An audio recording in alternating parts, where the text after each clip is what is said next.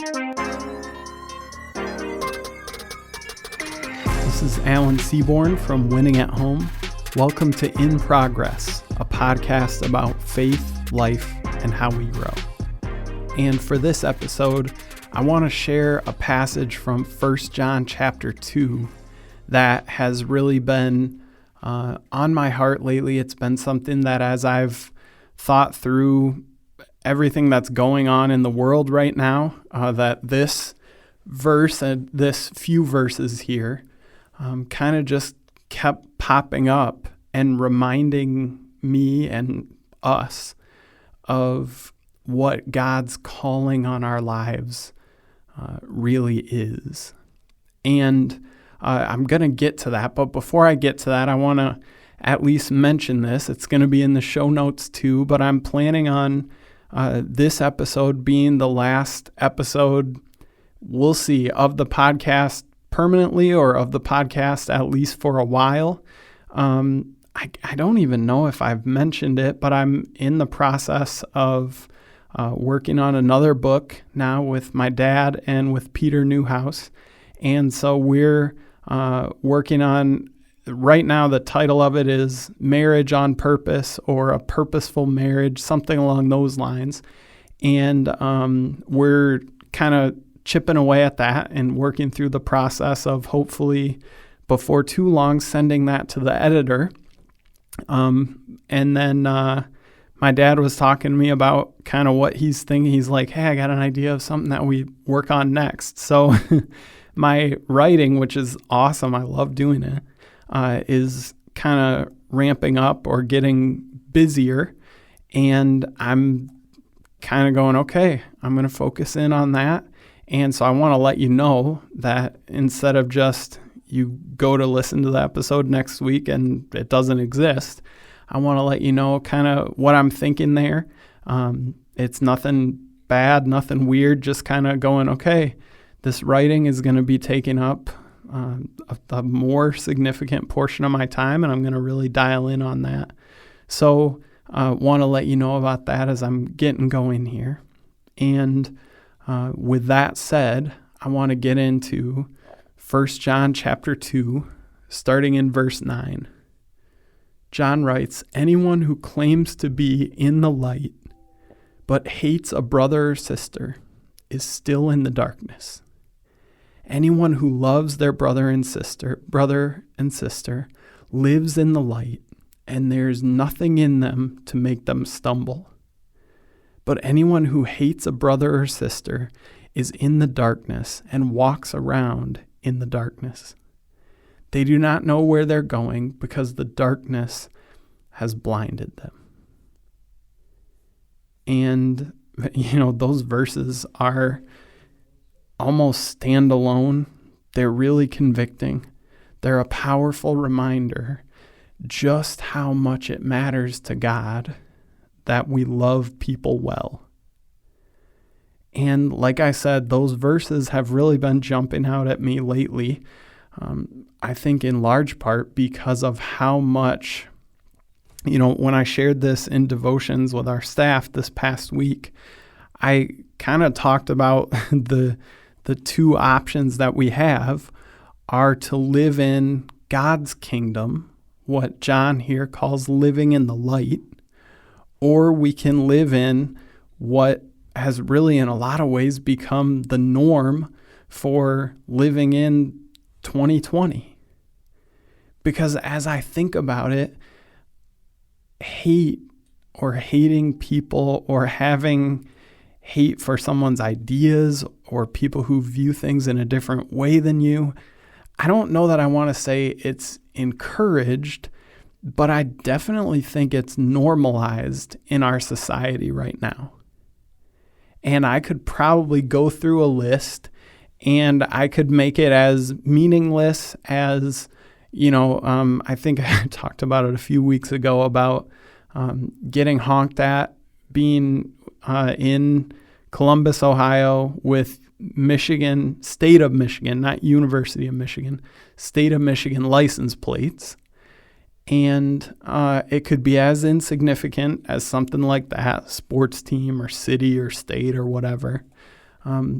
But it could be a whole lot more significant too.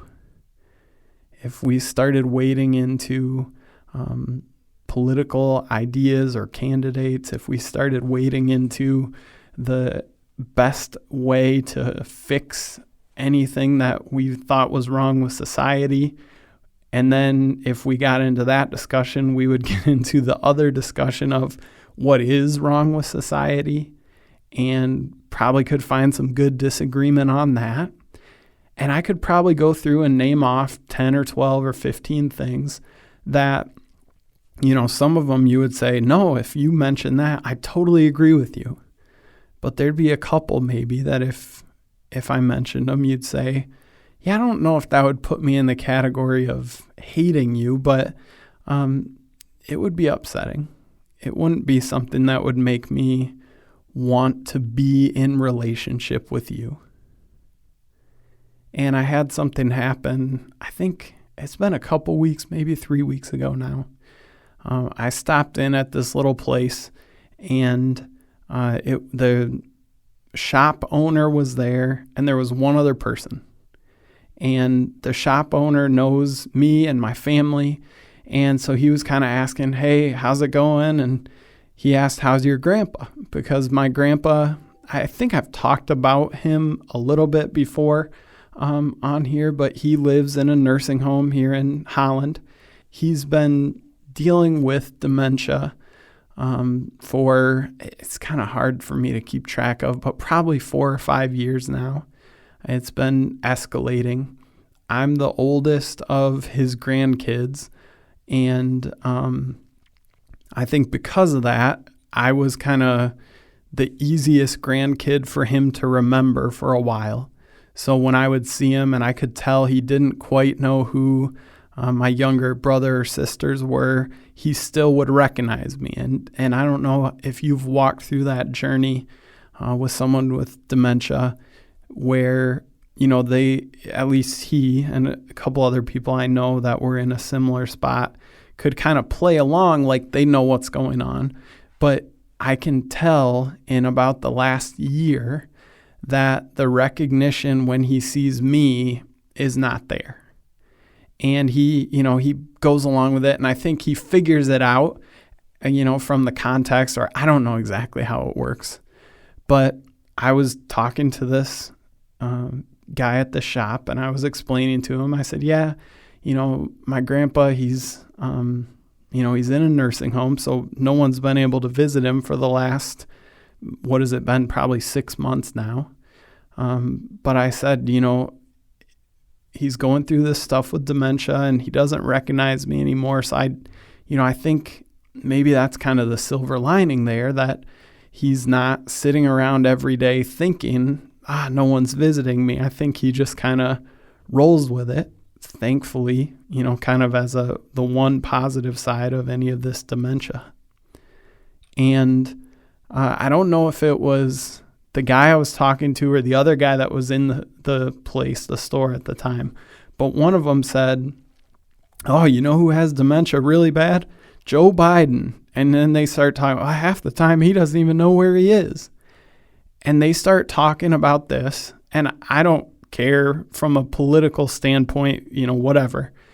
But I was standing there thinking, how are you making a joke about this person having dementia when dementia was part of the conversation because I brought up someone that I care about, that it's ruined their life. And I walked out of there just kind of thinking, in a lot of ways, that kind of sums up where we are right now.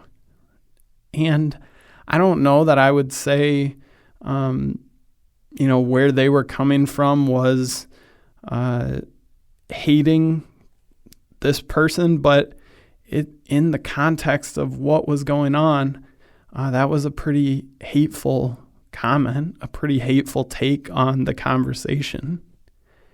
And I just spent some time thinking about how normalized that is. Now, hopefully, and probably not to that extreme where people are doing that kind of someone's talking about something that is hurtful and significant to them, and just jump in, kind of mocking whatever thing you want to mock by mocking the thing that is hard for them. But it is kind of the tone of the state of society right now. And I guess I'm speaking for the culture here in the United States. If you're in a different place, hopefully you can't relate on this level. But I do think that to some degree you probably can, because the state of dialogue between people right now is, I guess, at an all-time low. And over the past maybe week and a half, some of it after I had started thinking about these verses and started kind of trying to apply them to me. And, I start with this story about somebody else, but I want you to know that why these verses jumped out to me is because I need to work on them. And so for the past, like I said, about week and a half maybe, I've been in the process. You might remember Annalise and I bought a house a while ago, and I'd like to say we got tricked by some of those renovation shows, because this thing, for someone that doesn't have skills to work on a house, this thing was way beyond what we ever should have bought. But we're getting it where we want it to. It's not done yet, but we're chipping away. And the chipping I've been doing the past week and a half is power washing the driveway and the walkway and the sidewalk and the stairs and the front and the back and the kind of brick facade. And there's a little raised brick flower garden in the front yard. And so I've had this power washer, and I think that this has been a longer job than it would need to be, because it's not like a super industrial power washer, but I've probably put about 15 hours of power washing into getting probably maybe, let's say, 70% of the way done now.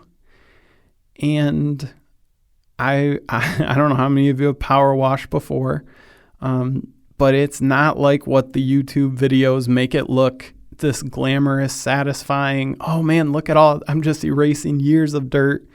That is the end result, but it's mostly a lot of just standing there, holding the trigger down on this little nozzle or whatever you call it, the sprayer, and just moving your arm back and forth, back and forth, back and forth, back and forth.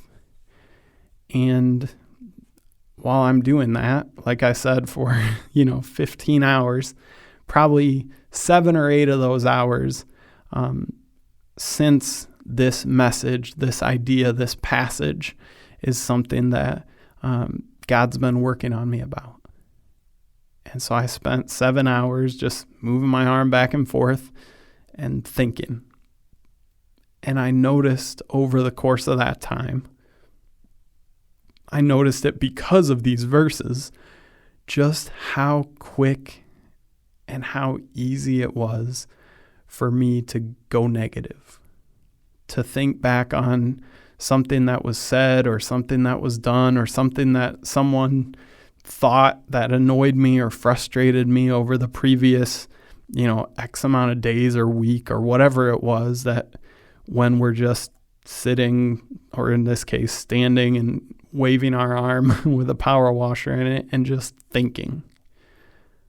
I replayed things and just found myself, I noticed in me how quick and easy it was to go down that negative pathway, and to kind of use that analogy that I shared a little bit earlier, to, instead of living like a person who is part of the kingdom of heaven, thinking like a person who's part of the kingdom of 2020. And I want to encourage all of us to take a look at where in our lives we're not living up to God's standards, to God's expectations for us. Because like 1 John 2 says, and I'm going to just read these 3 verses again because I really want us to hear them. I really want us to understand that this isn't just an idea, a good suggestion or a piece of encouragement that John shared, and we get to kind of decide, okay, does that fit into the way I want to live my life, or is that going to make things easy for me? He makes it pretty clear here in verse 9. Anyone who claims to be in the light but hates a brother or sister is still in the darkness. Anyone who loves their brother and sister lives in the light, and there's nothing in them to make them stumble, to trip them up, is what he's getting at there. But anyone who hates a brother or sister is in the darkness and walks around in the darkness. They do not know where they're going because the darkness has blinded them. And as you hear that, and as I read that, I just find this contrast between light and dark being such a powerful visual, such a powerful challenge that really just helps us to see this distinction between the way we live when we harbor this hatred, this unforgiveness, this bitterness, this negativity toward others.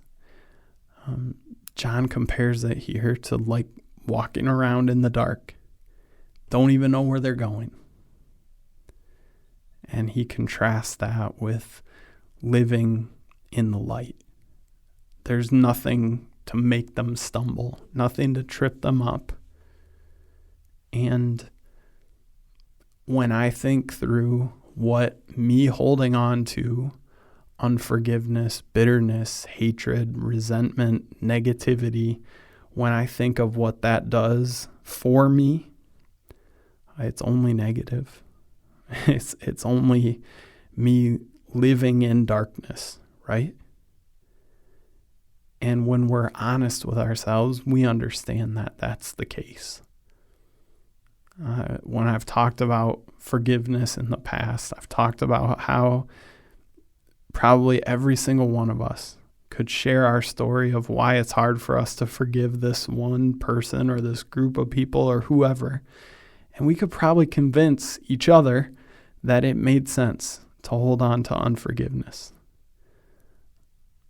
But then if we took that next step and said, okay, and what is holding on to unforgiveness? What is that doing for me? We would be forced to understand and admit that what John's writing about here is all too true in our lives all too often. That holding on to that stuff. There's this line in verse 11. They do not know where they're going because the darkness has blinded them.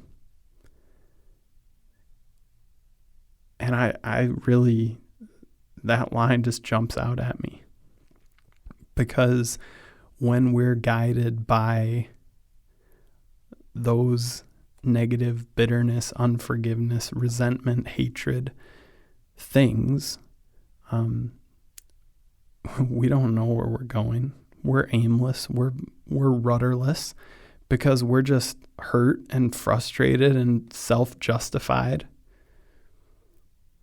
And instead, what God invites us into is living a life of love, a life of letting go of that, a life of surrendering, a life of not holding on to the hurts, not holding on to the resentments, not holding on to the bitterness that, like I say, we probably could convince every single person in our lives that we should feel this way toward this person or these people. But John reminds us, anyone who claims to be in the light but hates a brother or sister is still in the darkness. And I want to encourage all of us to take a look at where in our lives we've allowed ourselves to hang on, to harbor some of that bitterness, resentment, frustration, hatred, and where there are some things there that we need to let that go to God, because we want to live in the light. We want to live in His kingdom. We don't want to be prisoners of the past, or prisoners of the moment, or prisoners of like I talked about, I think it was last week with Adam and Eve. We don't want to be the people who explain away things or who justify ourselves by looking at the people around us. Instead, we want to be people who are obedient to God, and people who, as a result of that obedience, that surrender, even when it's hard, even when it's painful, even when it's a sacrifice that we wish we didn't have to make and live up to, what we find is that God brings life and healing, and in a way that we couldn't have expected ahead of time, a way that we would have almost guaranteed wouldn't be the result, lightness and joy and peace. And I want to invite you, along with me, to take a look at where we've been living in the darkness, at where we've allowed what we see around us, the national discourse, the normal way that conversations go right now in 2020, to kind of color our view of what is and isn't okay. And I want to invite all of us to reframe that we don't use that as the standard. We use what it looks like to be a citizen of God's kingdom as our standard, and that we desire to live up to His calling in our lives. It's higher than we wish it was. It's harder and requires more letting go. But God knows the best way for us to live, and He's inviting us into just that. So let's say yes. Let's do it.